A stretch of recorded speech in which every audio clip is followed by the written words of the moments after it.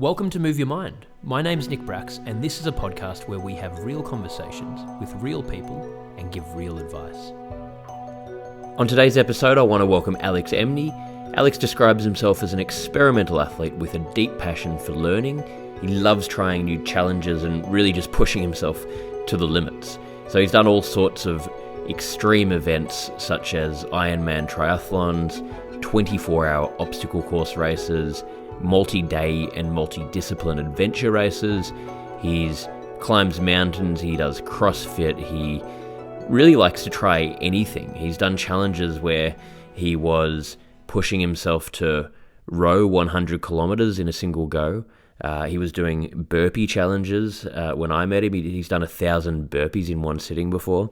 I actually met him when he was doing 100 burpees a day, and I started doing them with him. We connected in Vancouver, and I was staying with a close friend, Breach, and got to meet him through that, and we just connected. We started training together, and I was just so intrigued by his psychology and why and how he pushes himself to the limits that he does, and this interview really gave me a lot of insight into that, so I really enjoyed it. I think you'll take so much out of it, so I hope you enjoy. And just a reminder that the Move Your Mind book is now available. You can find all of the links at nickbracks.com/book. And you can also join the Move Your Mind community by simply going to moveyourmind.me.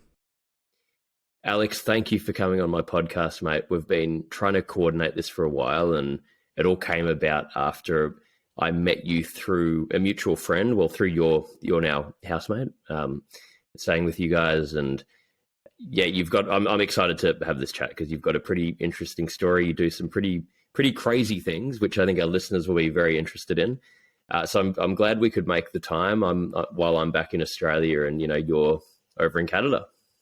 Yeah, great that we finally made this happen. Exactly. I'm glad we could. We've been trying to for a while, and it's always hard, like just between countries and time zones, and when you get busy, it's so hard to find a time sometimes. I've had people where, we've been talking for a year just trying to find times because both people get busy. So it's good when you can finally do it. So yeah, glad that we can. But before we get into it, can we, just to give our listeners a bit of a background on you and, what you do, could you give a bit of an overview on yourself and how you came basically to be, doing all the things you're doing now? Yeah, it's honestly such a hard question because everyone asks, like, how did I get into this, like, ultra activities? And I don't know if there's, like, a specific answer, but, like, the main thing is I just started signing up and showing up for events, and I'm fortunate to have brothers and friends that tagged along. And it started with one and snowballed, and next thing you know, I'm doing multi-day, multi-discipline events and super long ultra events, and yeah, couldn't love it anymore. So I guess right now I'd describe myself as an experimental athlete, would be the term, where I don't focus just on like one sport or one discipline. I just love learning and love trying new ones. And every time I go to an event, I'll meet new people there, and you just like, it broadens your kind of outlook of what's out there and what's possible. And then, yeah, I'll sign up for the next one, and you just learn so much along the way.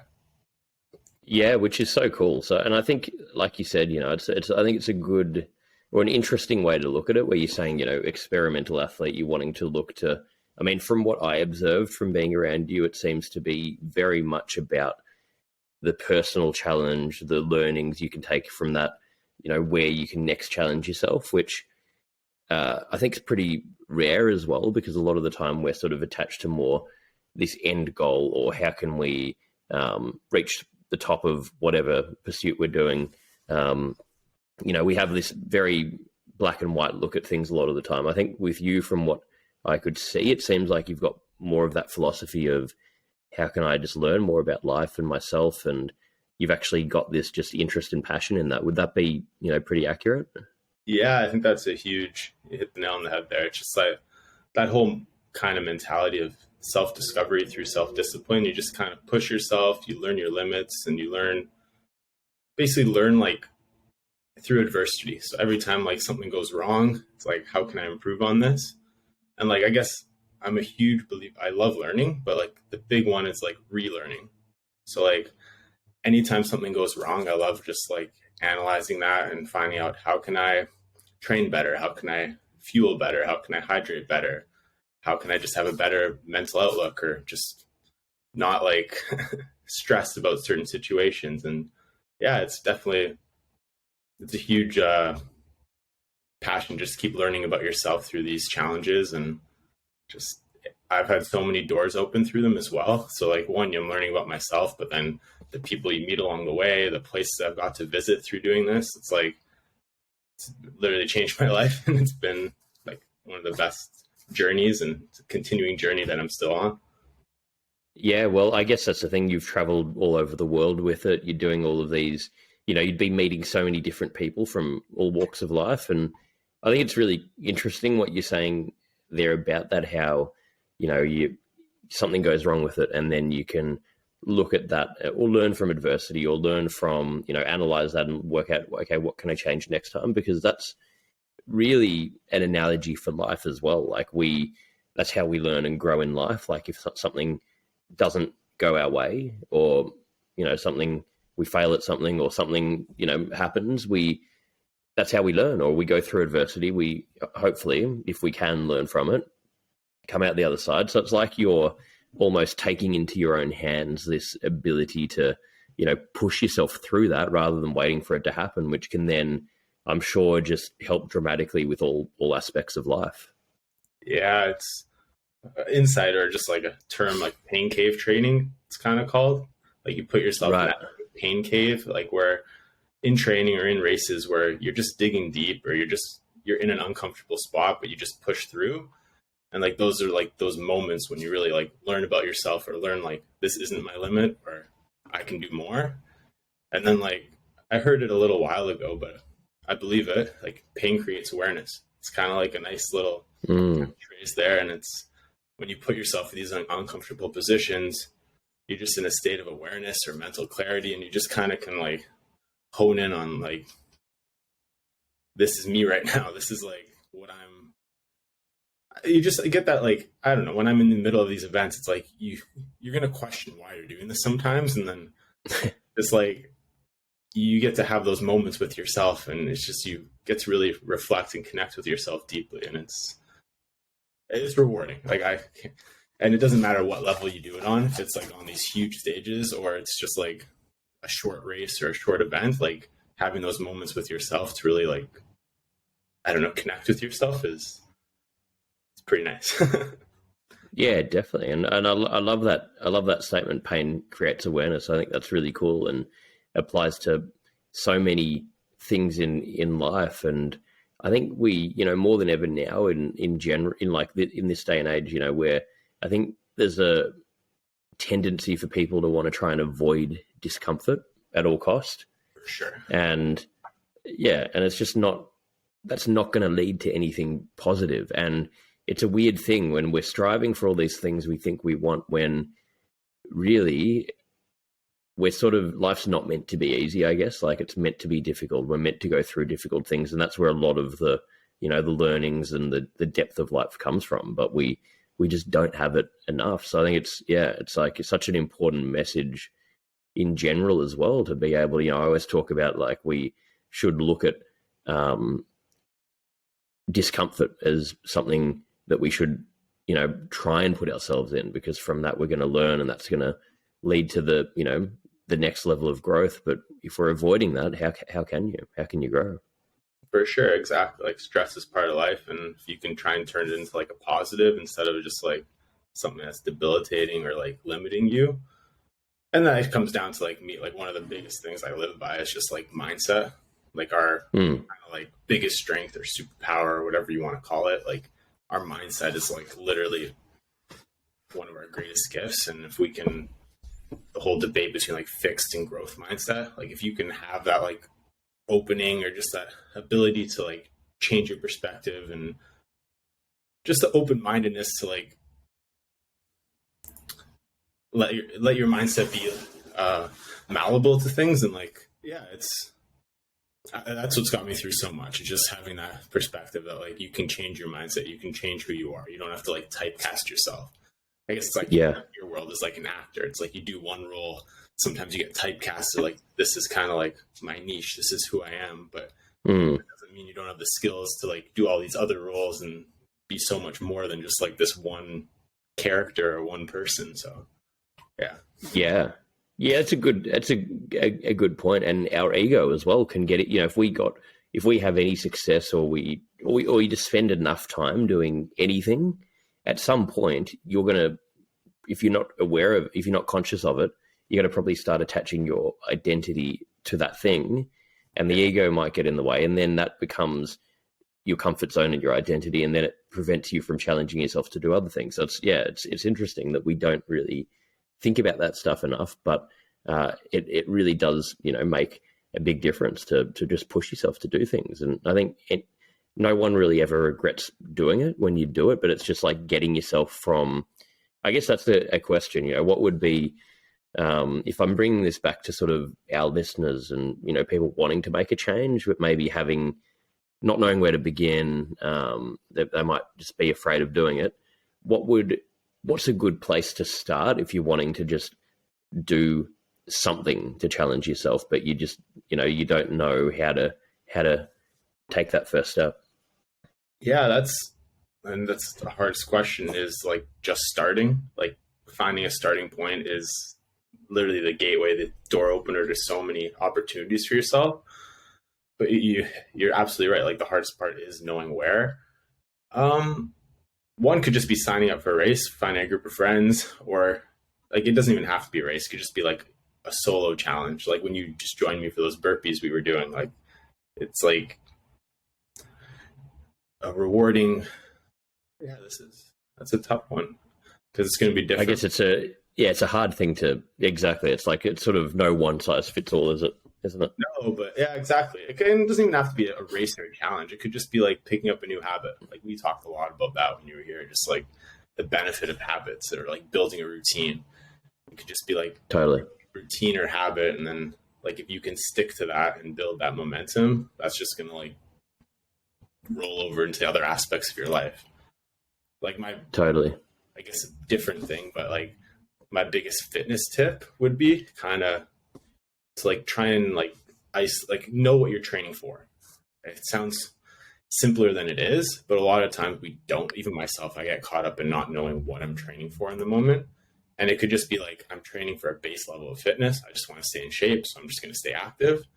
But like, if you want a specific goal, like I want to be a better runner or a better swimmer or whatever it is, I want to be more flexible with yoga, then like tailoring your like choices to that activity is going to like help you stick through it and also give you the best results. So it's like kind of being deliberate with your choice. Like if you can be intentional and deliberate in like what you're trying to accomplish, then that's I guess the starting point, is like trying to like narrow down what you want to accomplish. Like if you can like say in a sentence what you want to accomplish, then like you're closer to achieving it. If that makes sense. Yeah. It makes a lot of sense. And I think that's why people don't stick to these things. Because, you sort of have these, a lot of people, like with exercise, it'll be, they want to do it because it might be, they know that it's going to be good for them, or it could be for, they can see the end result they want to get. I want to lose weight, or I want to do whatever. But then if you're not making it, like you're saying, specific enough, or there's not enough meaning behind why you're doing it, you're not going to be, how the hell are you going to get yourself, up out of bed in the morning when it's cold and you're tired to go and do it if you don't have like a big enough reason to do it? That's going to, the motivation will last for maybe a week or two if there's sort of an open-ended, reason to do it. But unless you have that real strong drive to do it, you're not going to stick to it. Like how can you?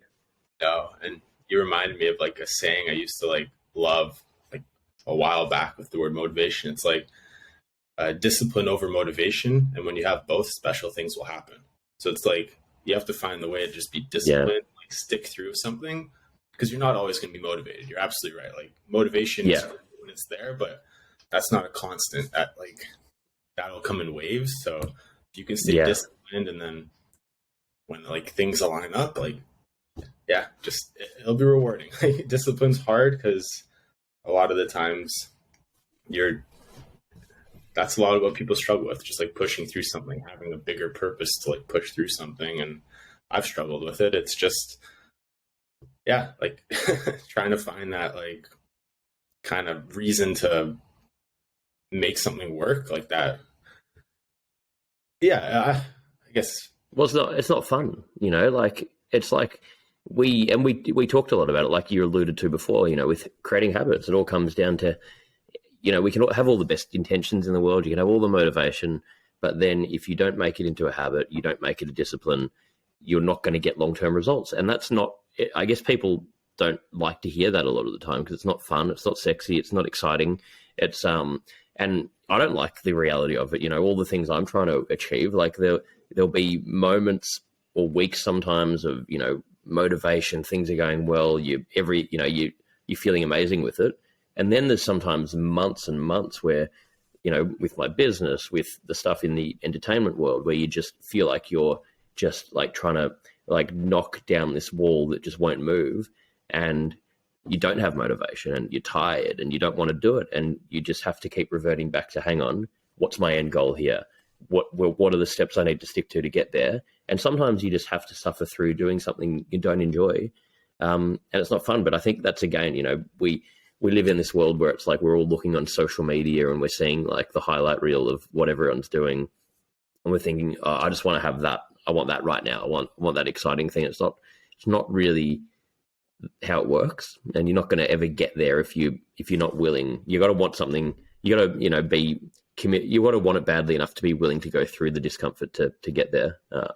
But it's a hard thing to sort of teach someone that isn't willing, hasn't explored that before, I guess. Thank you so much for supporting Move Your Mind. We're expanding the offerings of the organization and we're tailoring everything we do to suit you guys and to try and answer to all of your needs and the questions that you send in. The book is available globally. You can find all of the links at nickbracks.com/book. And we've just released the Move Your Mind community. We've currently got a men's community group, a women's community group, a general group. We're going to be loading up other groups, and you can find all of the links at moveyourmind.me. This group's been created based on the needs of what we've heard and learnt throughout running Move Your Mind. And we have live events. We've got courses. We've got huge amounts of value, the ability to share information, share ideas, work in groups together to grow and share your learnings, to learn about different topics. You get email reminders. There's a whole lot of features in there. We're constantly updating it, and we're so excited to share it with you. You can find all of the information about it at moveyourmind.me. For sure, yeah. To commit to something like that takes, yeah, you have to work on it. And like, that's like, I think that's another one too. It's like one of the biggest skills, if you have to like put a name on it, is like self-efficacy, where it's like, I love that, yeah. Like belief in your own abilities, or like confidence in your own like skill set. And like, that's just something that like you build through time, and that's through failures and like repetitions and just like trying things. It's like a lot of people give up after they fail once, or something doesn't go their way, or they don't get the result that they saw on social media. It's like, you have to want it for the sake of like you said, you have to know why you want something, why you're doing it, and then be able to push through. And yeah, it's like, yes. Yeah, just that knowledge through experience kind of thing. You just build it. The more you experience something, the more you have knowledge about it. And it's, if any message to someone is just stick through it, start something and then stick through it. Like, just give something a chance, find a way to stick through it. And like, worst cases, you'll learn a lot about it, and best cases, you'll love it and it'll become a habit for life. So it's like, yeah, just, you can't lose. Exactly. And that's such a good point. Like, and I talk about this a lot, where it's like, we get taught that it is, and I think a lot of anxiety gets caused, or people don't stick to things because it's thinking, okay, I need to get this result, and you know, they're terrified of failing or it not going well. And I think if you can change your mindset, where it's like, there's no, like what you just said there, I love what you said, because it's like, there's no negative here. If things do go exactly to plan, that's great. I'm gonna, you know, get what I wanted. If they don't, it goes horribly wrong, I fail at it, whatever.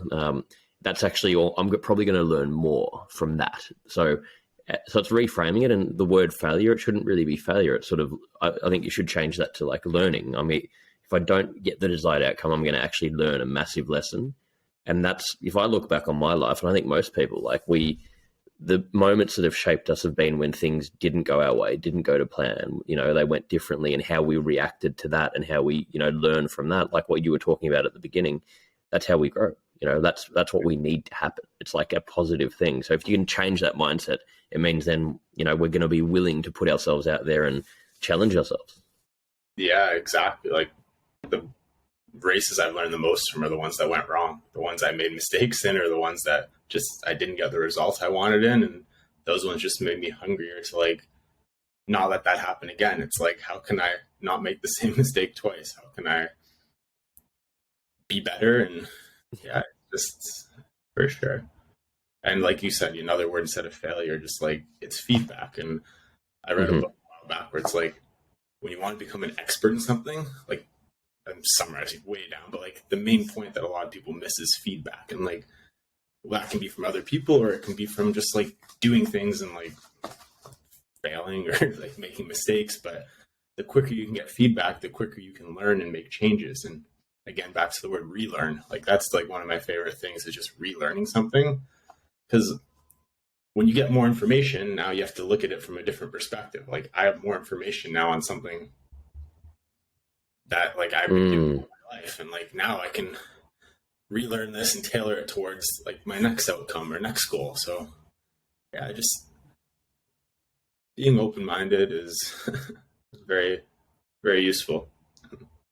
That's interesting. Yeah, exactly. And the relearning, we can just get again attached to, whatever it is that we're doing. So being able to just keep relearning and growing that way, you got to be reminding yourself that. So yeah, it's a super good point.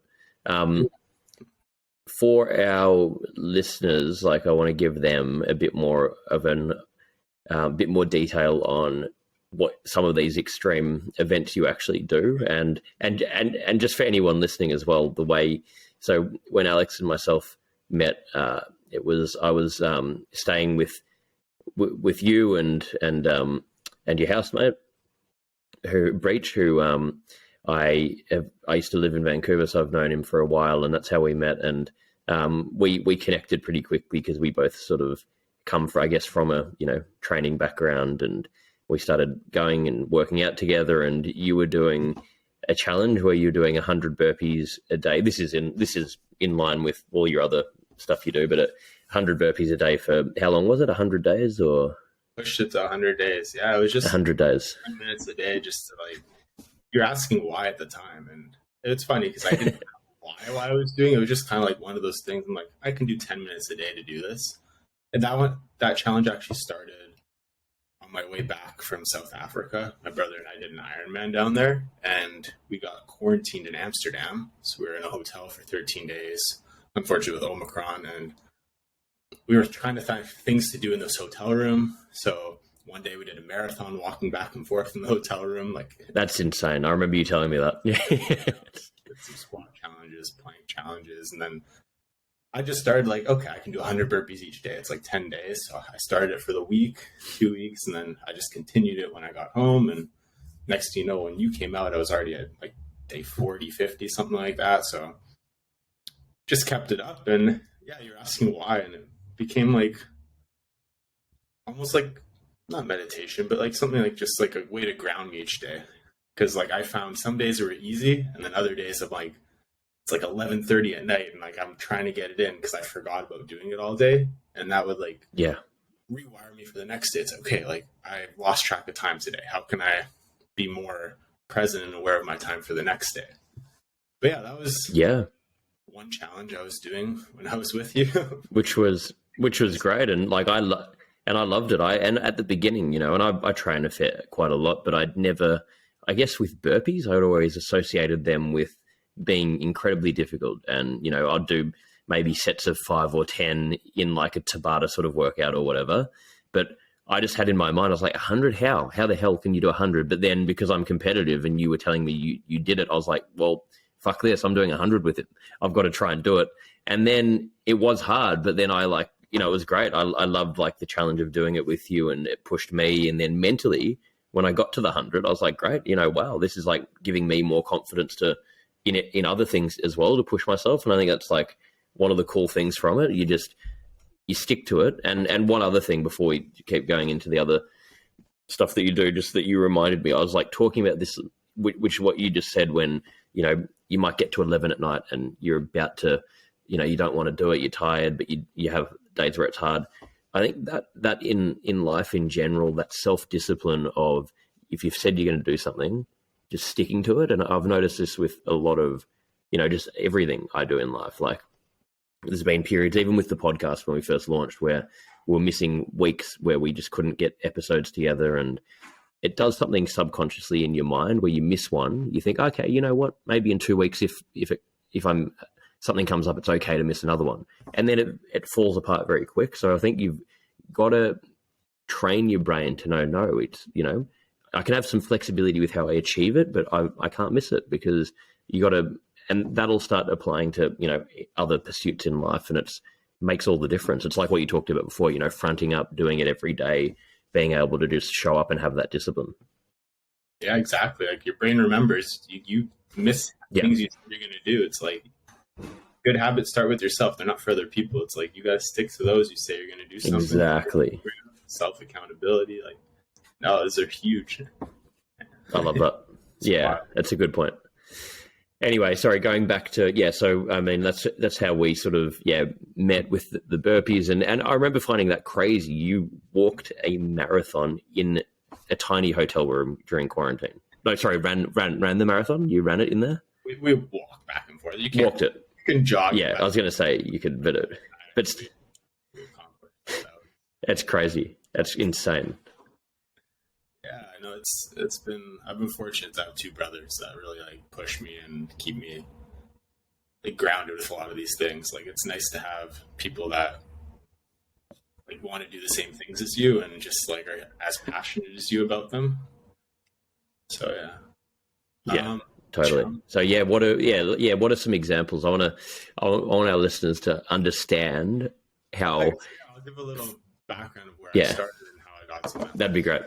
So, high school, I played hockey and did cross country, and then in university, I did some rowing and joined like a mini triathlon team. And then post university, I got into obstacle course racing. So I guess the brand names like Spartan Race, Tough Mudder, Battle Frog. Just, like, obstacle course racing is like you get to run. It's a course with like elevation, but then there's obstacles. You get to do monkey bars, climb over walls, lift barrels, do a bunch of activities in between. And like, to me, I was like, oh, this is so much fun.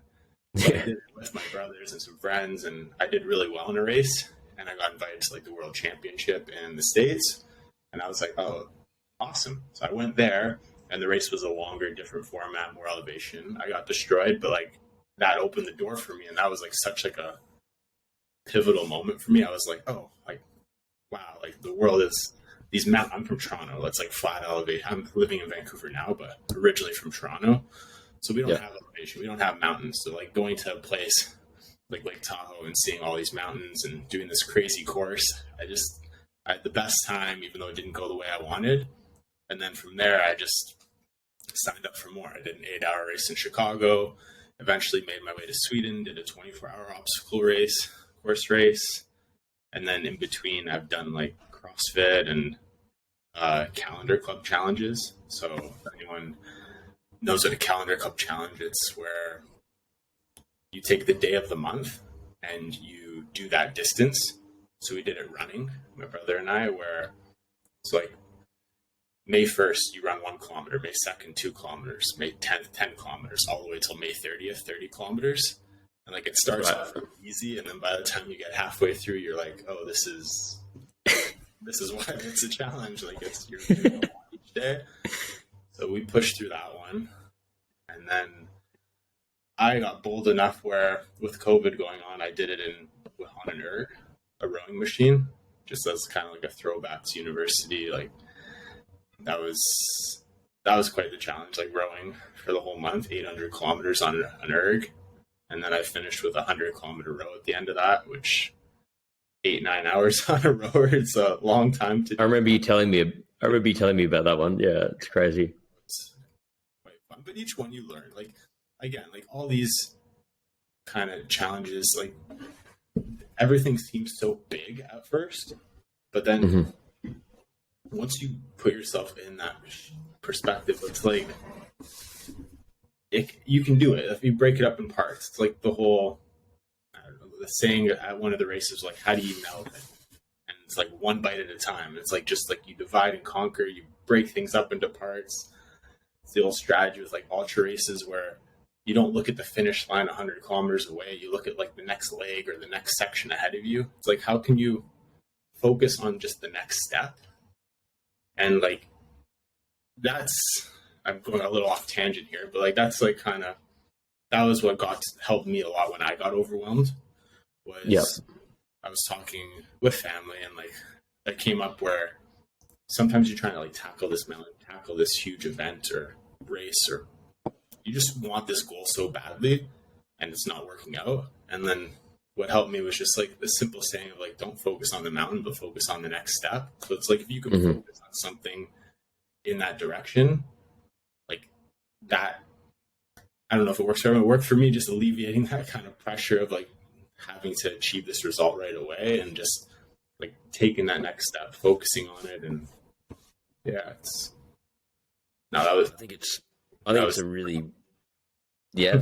such an important point though, because kind of thing. Like sometimes like everyone's pace is different. And if you can learn your pace and learn your body, like it's that you'll just be the happiest that way. Yeah. And that point you're making, like overwhelm is a horrible thing, and it prevents so many of us from, in anything we're trying to do, getting to that end goal, because, you know, the mind does have that tendency to look at, you know, there's all these things I want to do, and you're looking sort of so far ahead. If you think like that in anything in life, we're going to be thinking, how the hell am I going to, you know, we can't get the answers, and you're thinking, how am I going to do this, this, and this? And you're like, it's impossible. I can't do it all. How do I make all this happen? What about this? And you'll just go crazy. But then if you pull it back to, hey, what can I do? What's one step I can take right now? Not even today, but, you know, what's the first step I can take in the next hour? And it's hard to do. Well, I find it really hard because my mind's always wanting to look so far ahead. But I find whenever I have been overwhelmed or, you know, things aren't going well, it's because you're thinking too far ahead and you're going on these tangents and worrying about, you know, future outcomes rather than just taking that next step, you know, right now. Exactly. It's important. Yeah, it's good to ground ourselves.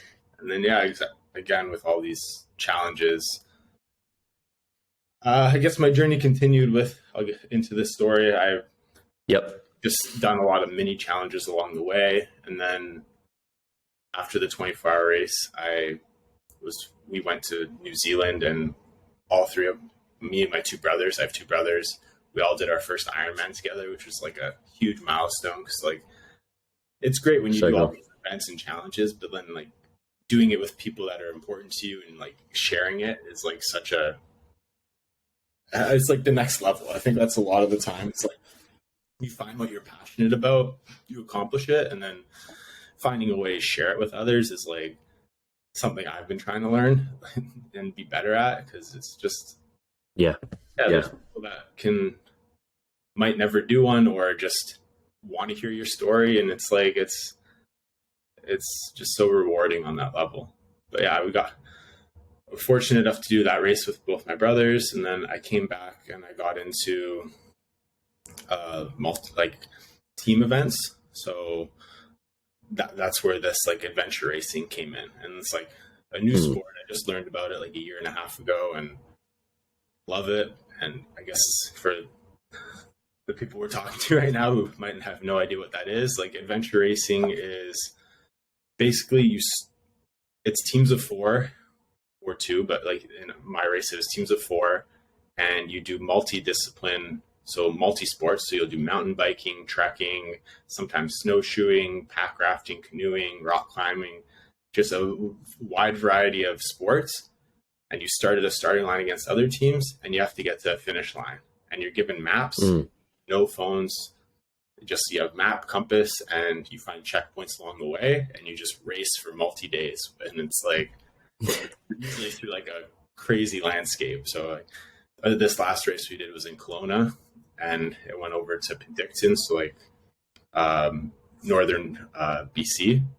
So like it's like a beautiful region. You get to That'd be stunning. Yeah, you get to go into mountains, valleys, down rivers. Like we were lucky enough to get on indigenous lands. Like they got permission to like let us on. Most people don't get to go on to, and just like, yeah, like one, you're racing, but you're also getting to see such like this beautiful outdoors as you do it. So it's like, hopefully some teams took the time to appreciate it. Like, I know it's like you're out there 4 days, 5 days, and you're just racing. But yeah, I remember one teammate stopped me mid-race and was like, "Oh, look up at the sky! Like it's like the star is just wild. Like how like many stars are in the sky, and you're just like, this is pretty rewarding being out here."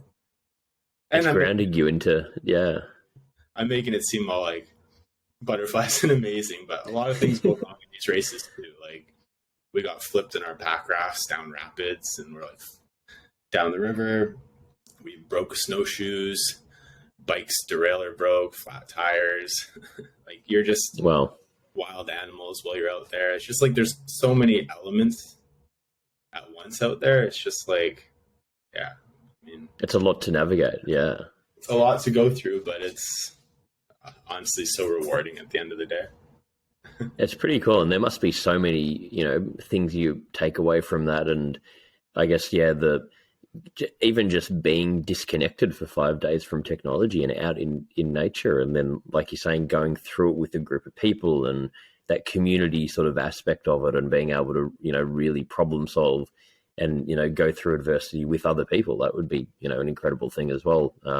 So you must sort of just it would give you such an appreciation, being able to do that, because we just don't normally make the time to do it. For me, even having like an hour just not going on my phone, it's hard to do. So it's like we need, to go and do those kind of things just to, as a circuit breaker as well. Oh, exactly. Like it's on a smaller scale. Like my whole philosophy is just trying to get outside each day. Like it doesn't have to be to the outdoors or the wilderness, but like finding a way to disconnect and just get outside, because that is a circuit breaker. It gives you a change of gears, change of perspective. But again, back to the race, it's like doing it. Like I did a lot of solo challenges and solo races where like you're racing against yourself, and like you have this end goal, and you can just switch gears in your head and dig deeper just to finish. But now when you're racing with other people, that was something totally new, but I love it. It's like a team dynamic where you're only as good as the gap between whoever's feeling the best and worst at any time. So it's like really it's interesting. Like, they have to find a way to help or just like mitigate the gap between like your team, because your team does everything together. It's not breaking it up. Like your team goes through the whole race as a team, and it's just like such a dynamic for life. It's like the people around you. It's like if you're doing really well sometimes, like maybe find a way to mitigate the gap between someone you love or someone you care about, and like help them feel a little better. Because like, yes, I'm a big believer in that. It's like if you make the people around you feel good, it's going to make your life better. Like, and that's just like something I've always lived by. It's like if you can contribute to those people that you care about, then it'll come back. Like it doesn't. You don't have to have any expectations with it, but it's just, it's gonna, it's an important aspect of life, is just like being there for other people.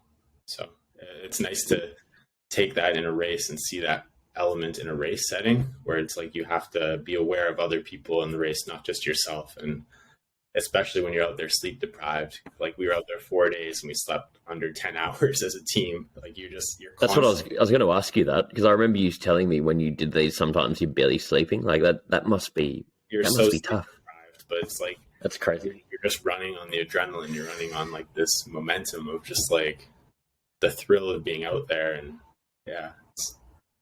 my God. So so over a 4 day period, it's probably an average of 2 hours sleep a night or something.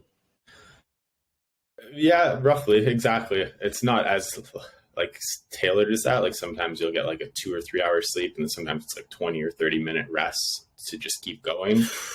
There's like someone be falling asleep on a bike, or like, Oh my God. everyone just like sleep zombies just walking around with a little bit clueless, and like you're going slower because you're just tired. And yeah, like, and that's the thing. It's like the best Pretty teams cool. in these sports are the teams where they've built these bonds and these trusts and just like this level of like understanding with each other. Like, how can you help each other more? And those are the teams that usually do the best. It's not usually the people that are like, don't get me wrong, everyone's fit and like in amazing shape and super skilled, but usually the teams that have the best like chemistry and like have learned the ways to work together the best, that'll usually excel. So yeah, Makes a lot of sense. Yeah, it's so cool. So many lessons to be learnt in doing that. I mean, it's like, yeah, when you're in that kind of extreme situation, you're gonna have to cooperate and bring everything you can to the table to get through it. So it's, yeah, it'd just be such an interesting experience to go through.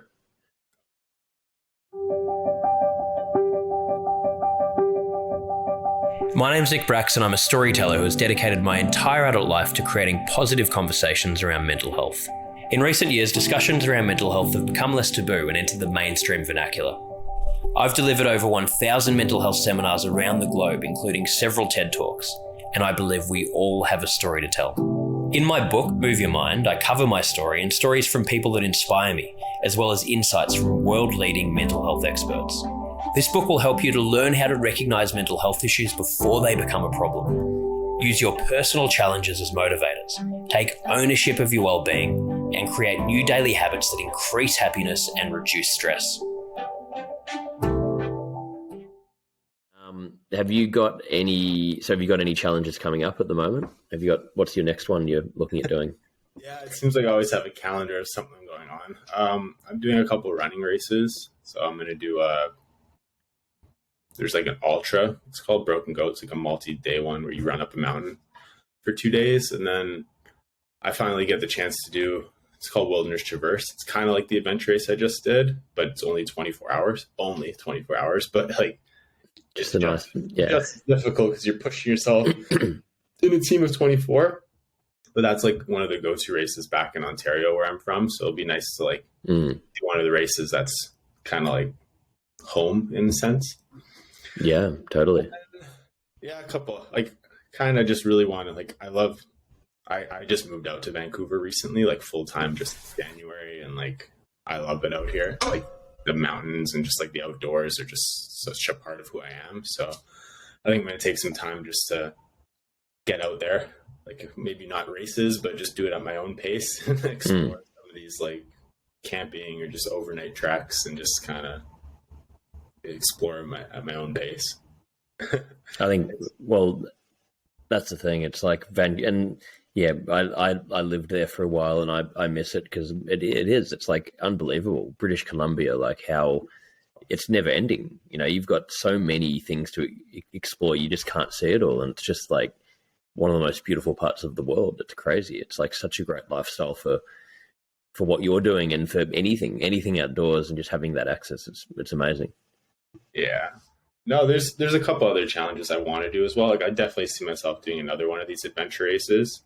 If it's back here in Vancouver, or they have them all around the world now, which is really awesome. Like, again, for people, if you don't know what you want, pick a destination race. That's what I did to kind of see the world, where I pick a race in a new country or a new spot, a new city, and it gives you a reason to go out there. You do the race, then you can explore it afterwards. And so yeah, maybe do one of those. And then it's been on my mind for a long time to climb a mountain. I know that's kind of like a little while. Like, I've done like mini ones, like not mini ones, but you hike up things a lot. But like one of those seven summits kind of thing, like you read about them all the time. I read books on that. So one day, hopefully Denali, like the one in Alaska, I'll make it. That'd be cool. But that's kind of, yeah, it's like, it's funny because I was reflecting on like mountains and why they're so important to me. And like, you kind of,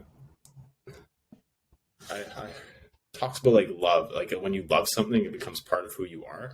It doesn't have to be people. It can be things. It can be places. And it's kind of like, I heard a good definition of love was like something you couldn't describe or live your life without. And like, to me, like, I can't describe or live my life without like that kind of like outdoorsiness or like a mountain kind of thing. So I'm like, oh, like I think it'd just be kind of like a nice goal to like climb a big one at one point. But again, like this, I'm also realistic. Like that's a super expensive feat. It's a huge time commitment. It's like you still have your real life outside of that. You're still working. You're still like doing other things. Family. You can't just like push everything aside sometimes. So sometimes that's the hard part too. Is like you have these goals or races and you have to try and fit them in on a calendar. You can only do so many at a certain time. One, for the time. Totally. And then two, you got to also recover. Like you don't want to injure yourself, because that's like every athlete or person's worst fear is like, if you get hurt, that's like the worst fear. That's something no one wants, and hopefully no one gets. And yeah, it's like, yeah, just finding ways to be proactive and recover and be smart with your training, stay healthy. Like it's, yeah. Totally. Well, that's exactly, because that's something, yeah, you sort of can't really control when it happens with injuries and things like that, which would be so frustrating, because it's sort of the only thing that can really slow you down. You know, if you can master your mindset and push yourself, that's one thing, but then the injury part would just be so frustrating when it's just, when that happens. But yeah, but I think it's just really cool that you're living life that way, and it's sort of, it's a philosophy on life, you know, and there's no end to it. It's not about any specific goal. It's about all of these experiences and growing and learning, and it would translate into so many areas. So, you know, thank you for sharing it all. I really appreciate it. I think we have to do a follow-up interview at some point, because there's probably so many other things that we can discuss here. But we have 5 closing questions we finish every episode with. So I'll go into these. These can be whatever answers come to mind. They don't have to be, you know, big ones, whatever comes up. But before I go into that, I'll put this in the show notes for the episode, but for any of our listeners that want to learn more about you, where's the best place to send them? I guess Instagram or... I guess I have to be better with that. I'm being better with social media slowly. I'm not really on social media that much. I'll get like a hiatus and then come back on. But yeah, Instagram would be a good one. But if they go on there, they'll still be able to see some of the events you've done. And I'm posting more. I have stuff from like a year and a half backlog that I'll be posting, but yeah. Yep, perfect. And what's your Instagram for them to type in? Alex at Emeny.Alex. Yep, and just for anyone listening, we'll have that in the show notes. So we'll have the direct links, so you can go and check out everything that he does, that you do. Awesome. All right. Well, so these closing questions. The first one is, what did you like most about your childhood? About my childhood? Yeah, that's the first. That's a very good question. I have a twin brother. A lot of people might not know that. So definitely having a best friend and someone you can like battle and share things with all the time. Like I think just having a brother to grow up with is something very special. So I think that's like, yeah, that's something that that's a pretty cool way to grow up. Yeah, relate to, but it shapes who you are, having someone that close to you your whole life. Totally. And you know, it's pretty cool. Like I've met one of your brothers, and it seems like the three of you have a pretty close bond, and you know, it's just a nice thing to see, you know, and you go through you support each other. You're all doing these adventures together. It's so nice. I like it. Exactly. I love seeing that. I think that's like something we've taken a lot of pride in as 3 brothers, like finding ways to make time for each other, because your lives get busy, and especially now with like living in different cities, and just like, yeah, it's just being intentional, taking time and making time for each other. It goes a long way. And sometimes, it's important. You have to take the initiative sometimes if you want something, and it's worth it. Yeah, totally. What do you think is the biggest burden on mental health in society today?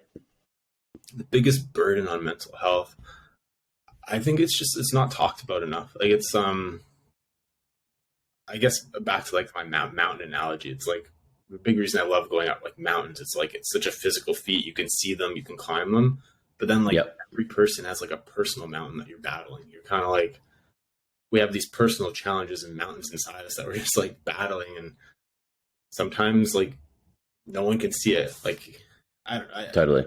people just don't talk about it enough. Like it's like you need, and I like what you're doing. It's like the community, a shared space, like something where you can like literally have other people that you can just be open with, someone to listen to even, or like get a different perspective, or just like it's, yeah, mental health's real. That's the thing. A lot of times it's like, just because it can't be Exactly. seen, people don't think it's real. And it's like, it's an important thing. Like it should be. No, Yeah. I love that answer. Yeah. People should be open to the conversations. And sometimes just, it's the same with like getting started with activity, just starting the conversation is the hardest part sometimes. If you can find Exactly someone or have a conversation, it could change a lot of things. Yeah. 100%. Yeah, exactly like you said, because it's an intangible thing. And if we talk to other people about it and we hear other people's stories, then we realize, hey, this actually is something that affects other people and it's not just me. And, you learn from there. So we do need to do as much of that as we can. So next one, this is number 3. What is your personal definition of happiness? Personal definition of happiness. Ooh. Yeah, I think my definition of happiness is just being curious and staying healthy. Like it's like I guess that's generic, but it's if you're not like smiling with what you do or happy with what you're doing, and then you're doing it wrong, that kind of thing. Like that's kind of like happiness to me, where it's like if you're doing something and it doesn't feel good, then like don't do it because you think other people, like it works for someone else. Like it's just kind of like, if it doesn't feel good, like if you're not happy, you're doing something wrong. That's kind of my definition of happiness. Yeah. Like listen to that. Listen to your gut. Like exactly. Yeah. I love that. No, I really like it, because it's like why push yourself to do things that make you unhappy? Maybe look at someone else, but like exactly for you, like do things at your own pace, do things your own way, like be different, be like there's no.